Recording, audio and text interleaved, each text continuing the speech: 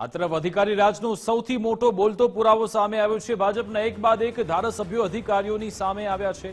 ભાજપના ધારાસભ્યએ જે તંત્રની પોલ ખોલી છે। નડિયાદના ધારાસભ્ય પંકજ દેસાઈએ પત્ર લખ્યો। પ્રિમોન્સૂન કામગીરી ફક્ત કાગળ પર હોવાનો દાવો કર્યો।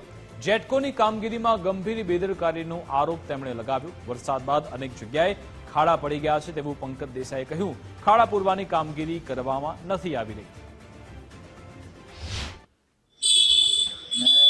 એમને ઘણી વખત સૂચનાઓ આપી છે કે આ કેબલ જે નાખ્યો છે એમાં બરાબર પુરાણ કરી પાણી નાખી અને કેબલ દબાવવાની વાત કરી છે, છતાં કોન્ટ્રાક્ટરે એની મનમાની કરી છે અને એ કામ જેવું જોઈએ એવું થયું નથી।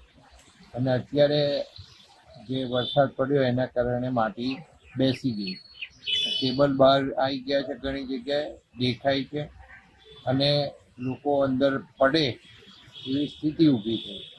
અને જો કદાચ વધારે વરસાદ પડે અને પાણી ભરાય તો લોકોને ખબર ના પડે કે આ જગ્યાએ ખાડા છે।